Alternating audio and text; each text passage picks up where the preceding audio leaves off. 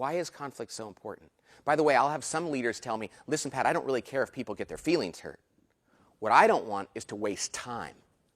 See, they'll say, it just takes too much time. Why should we debate this decision for the next 2 hours? After all, I've been in charge for a long time. I know what we should do. Why don't I just make the decision without engaging in conflict? And I'll save them 2 hours. I'll be their hero. They can go do email or something else.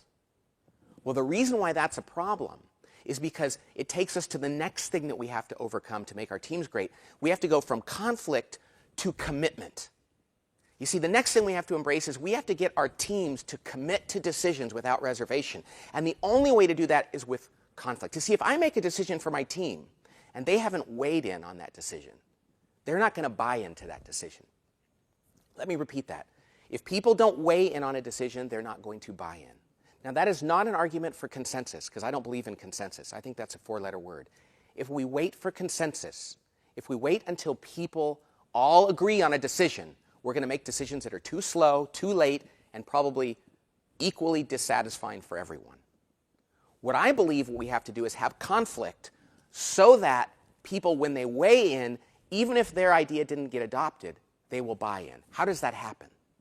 So if I have a difficult decision to make, and I have a group of people on my team, and we're probably not naturally all going to be on the same page. If we were, we'd have made the decision long ago and moved on. Hallelujah. Most times we don't have that. So my job as a leader is to demand that people have conflict, that they disagree with one another, so that after I've heard everybody's opinion, I can then say, is there anything that hasn't been said? And when people say, no, I think we've put it all out there, I can say, okay, clearly there's not one clear answer. My job is to break the tie. As the leader of this team, my job is to break this tie. And I understand why you said what you said, but we're not going to go with that idea. I understand why you said what you said, and I am going to go with that idea. And I understand what your opinion, and here's why we're not going to go through it. And if you can explain the decision in the context of everybody's answer, their input, that they engaged in conflict around, and you can say, this is why I'm going to go with that decision, and I need your support. Do you know that 99 out of 100 times, people will support that decision even if they didn't agree with it? I mean, nobody here is so insecure that we have to get our idea adopted every time. What we need is to know that our idea was heard and factored into the ultimate decision, and that we can explain it. Human beings are immensely reasonable. And as long as we know that our ideas have been factored into the decision, we can support something even if we didn't agree with it, as long as there's not an ethical or moral problem there. But if we don't have conflict around that issue, if we don't weigh in, if I as a leader do not demand that people weigh in, then I am not going to get their true buy-in. What am I going to get from them?